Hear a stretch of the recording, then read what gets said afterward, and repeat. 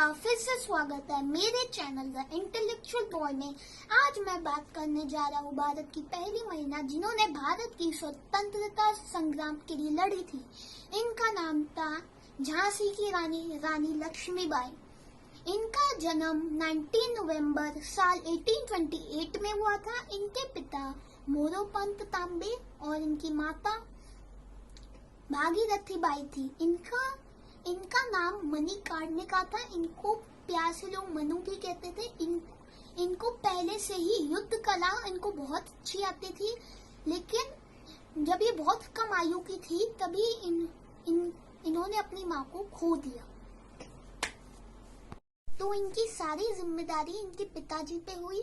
तो इनके पिताजी ने इनको निडर बनाने के लिए इनको सारी युद्ध कलाएं सिखाई, जैसे कि गोली चलाना, घोड़ेबाजी, तलवारबाजी। और 14 साल में इनका विवाह संपन्न हुआ झांसी के राजा गंगाधर राव जी के साथ। इनका एक पुत्र भी हुआ था, लेकिन उस पुत्र का 4 महीने के बाद देहांत हो गया था। महाराजा जी को बहुत बुरा लगा कि मेरे पुत्र का देहांत हो गया। उनकी तबीयत बहुत नरम रहने लग गई और उनका भी देहांत हुआ। तो रानी लक्ष्मीबाई ने सोचा कि वो एक दत्तक पुत्र लेंगी। तो महाराजा जी के दूर के रिश्तेदार के पुत्र, जिनका नाम दामोदर राव जी था, तो रानी लक्ष्मीबाई को वह पुत्र अंग्रेजी अफसर की उपस्थिति में लेना हुआ। तो उन्होंने वह पुत्र अंग्रेजी अफसर की उपस्थिति में लिया। रानी लक्ष्मीबाई विचार विमर्श करने में बहुत अच्छी थी। उनकी प्रजा उनके शासन में बड़ी खुश थी।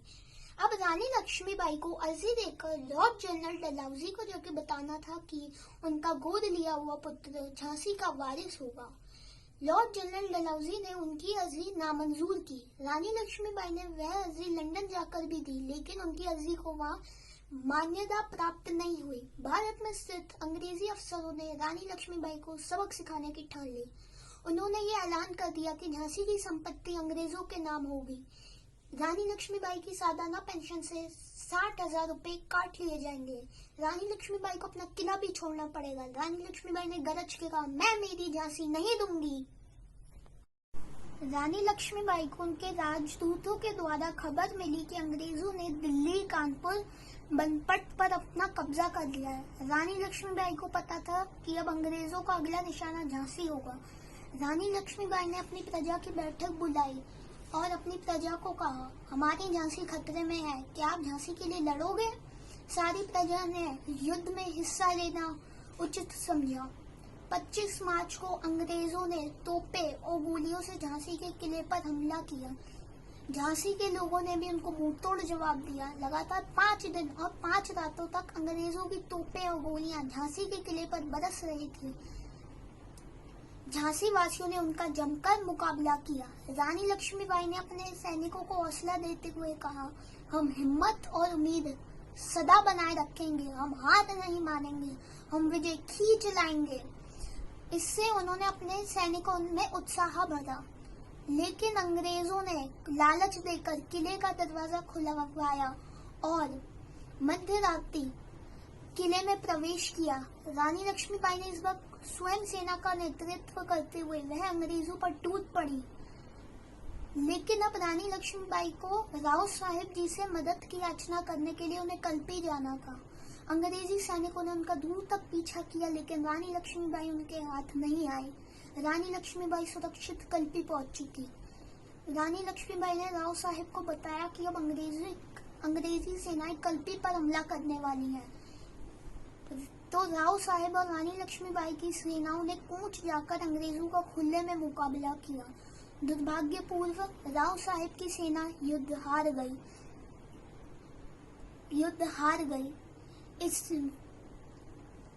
राव साहिब जी ने रानी लक्ष्मीबाई से कहा कि आत्मसमर्पण में ही भलाई है।